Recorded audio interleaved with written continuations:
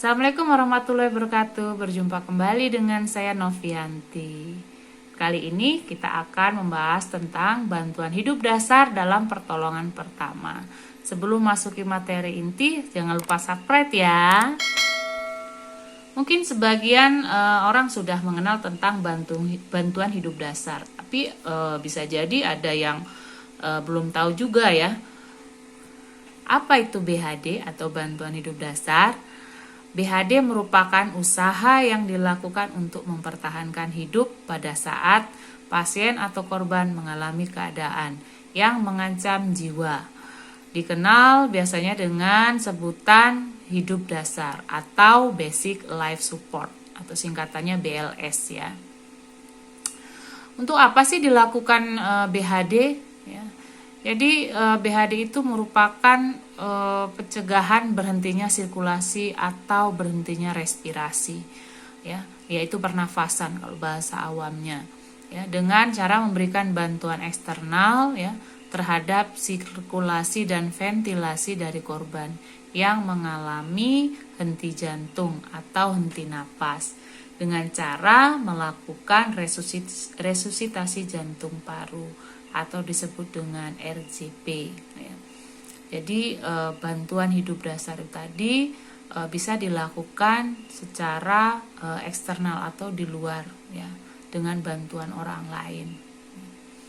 Kapan harus dilakukan? Ya? Dilakukan apa? Resusitasi jantung paru tadi.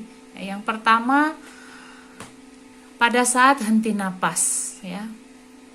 Nah, pada saat henti napas ini biasanya terjadi pada kasus korban yang mengalami tenggelam, stroke, ya, obstruksi atau jalan napas yang tersumbat, epiglotitis, overdosis obat-obatan, tersengat listrik, ya, infrak miokard, ya, tersambar petir, koma akibat berbagai macam kasus, ya.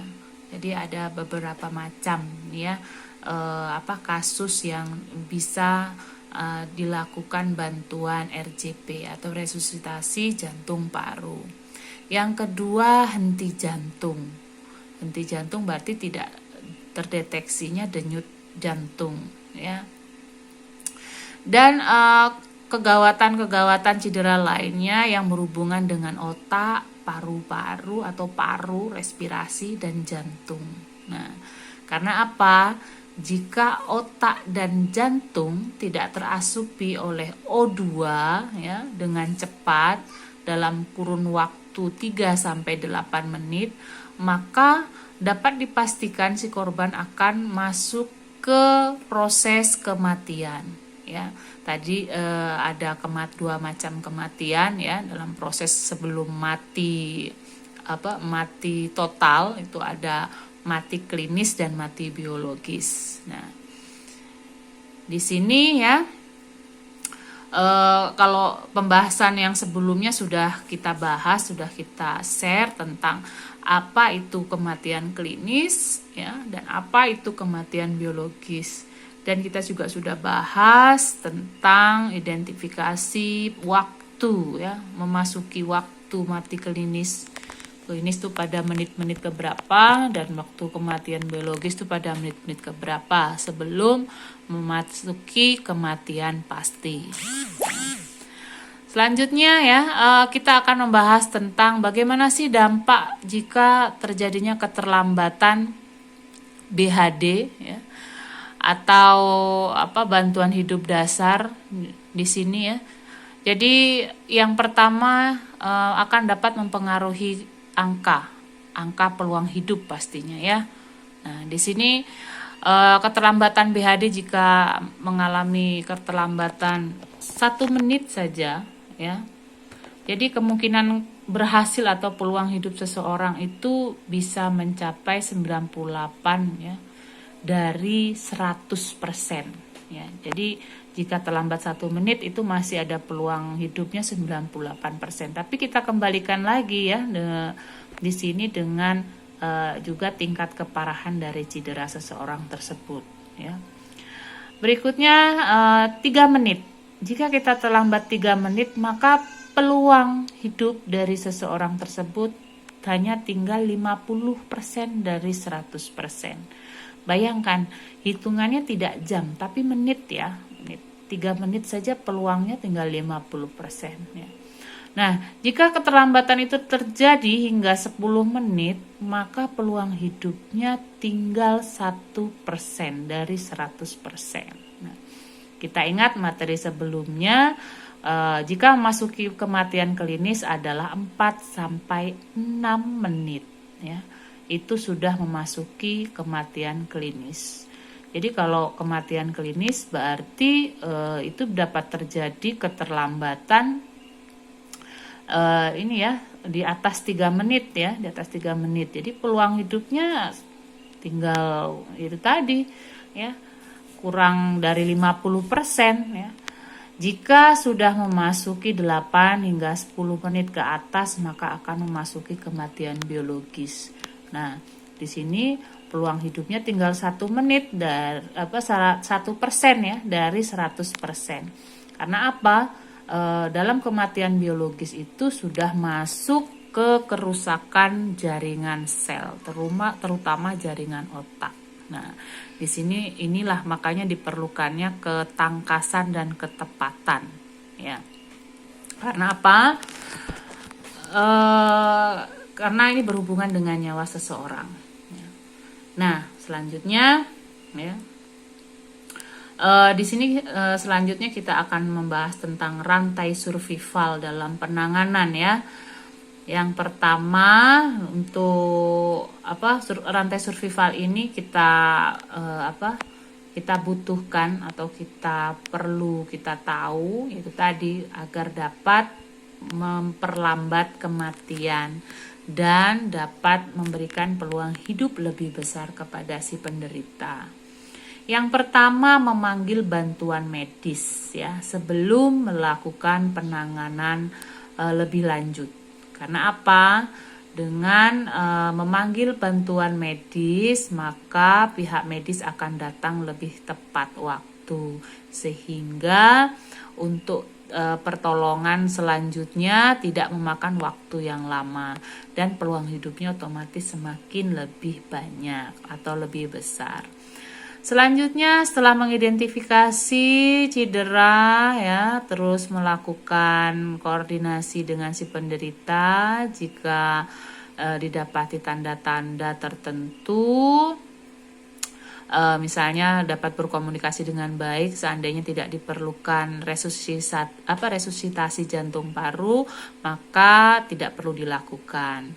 Tapi jika teridentifikasi setelah cek kesadaran tidak ada respon, lalu denyut nadi lemah, denyut jantung juga lemah, hampir tidak terdengar atau tidak teraba, maka perlu melakukan resusitasi jantung paru. Nah, di sini untuk melakukan resusitasi jantung paru bisa dilakukan secara manual tanpa menggunakan alat jika memang tidak didapati alat pendukung dalam melakukannya ya. Jadi bisa dilakukan dengan teknik pacu jantung manual.